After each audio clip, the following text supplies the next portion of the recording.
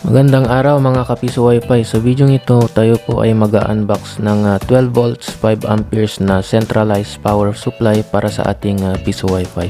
Pero bago po natin simulan ang video ito ay intro muna tayo guys.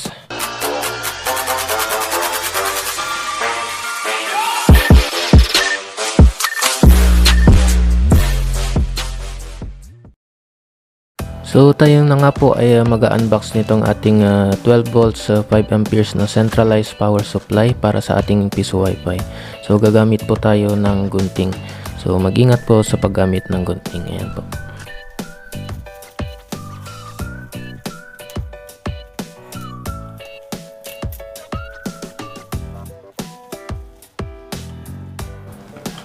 Yun. So ito na po yung ating 12 volts 5 amperes na power supply po. Ayan. So ganito po yung itsura niya, and ito po yung mga specs niya. So ayan, output over voltage protection, over current protection, short circuit protection, and surge protected outputs. So yung kinaganda po nito ay may power surge protection po siya.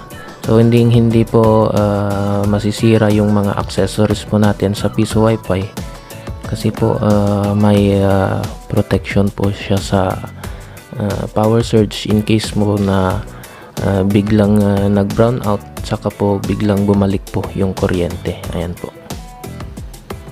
Ayan, so yung input po niya ay 100 to 240 na VAC.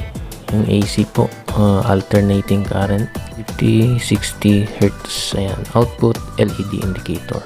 So buksan po natin at tignan po natin yung pinaka-item po natin sa loob.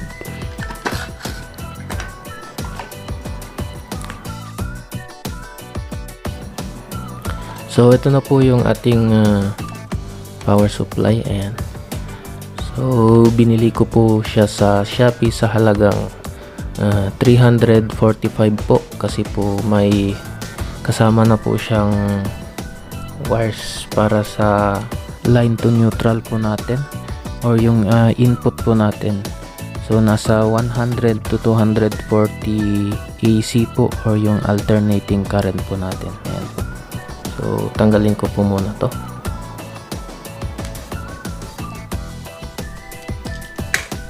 Ayan siya guys.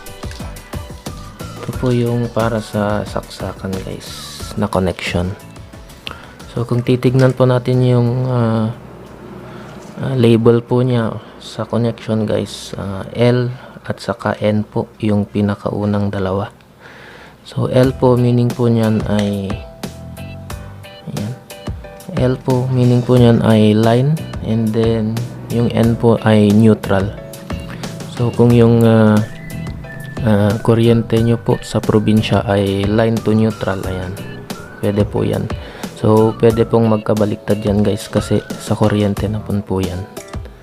Ayan siya guys, line to neutral or line to line po yan.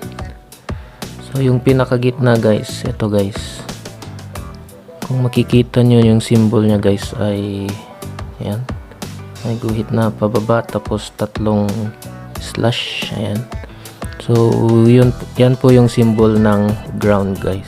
Ayan. So ground lang siya guys. And then yung dalawa naman po ay negative V, saka yung isa ay positive V. So negative po yung isa, color black, and then positive naman po yung isa, color red. So yung dulo po nito ay male jack po, or male balloon po yung tawag ng ilan po. So dito po diretso yung sa mga 12 volts po na accessories po natin, gaya po ng 12 volts fan, LED lights, at saka yung 12 volts na coin slot po natin. So pwede po tayong mag-direct dito sa pinaka tornilyohan niya po, or pwede din dito sa male jack po natin. Ayan. So diretso po to sa 12 volts na back converter po natin. Ayan siya guys. So yung kinaganda po nitong power supply po natin ay may adjustment po siya dito. So na-adjust po yung kanyang voltahe. So yung iba po kasi ay kinakapos o bumababa yung kanilang voltahe sa 12 volts. Kaya po nagkaka-abnormal yung kanilang mga accessories sa piso wifi po. So kinaganda po nito, pwede po nating taasan yung voltage ng ating power supply po. So tignan po natin kung ilang volts po ito. So dapat po ay 12 volts po yung manggagaling dito sa output po natin. So ito po yung input, ito naman po yung output. So tester po natin kung ilang volts ito. Ilagay po natin sa 20 volts. Ayan. Sa may DC po, DC current. So saksak po muna natin.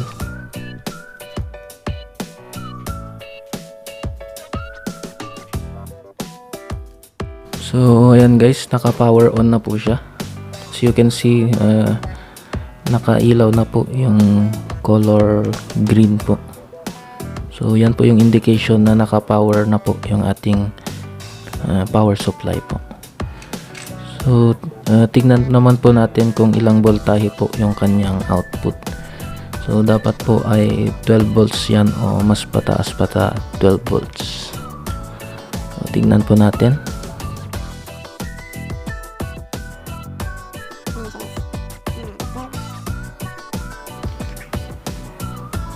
12.02 po guys. Yan. So pwede po nating taasan yan guys sa 12.10 or 12.12, mga ganun po. So pihitin nyo lamang guys yung nasa kanan po ng ating output.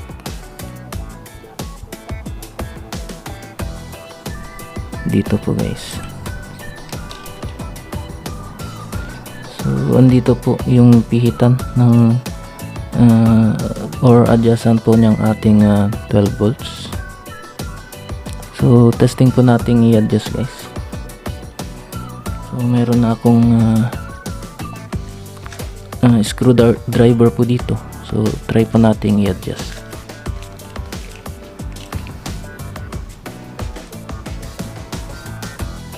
So disclaimer po pala guys, hindi po ako professional na electrician po guys. So consult a professional electrician po bago po kayo mag install po guys. So pihit po natin.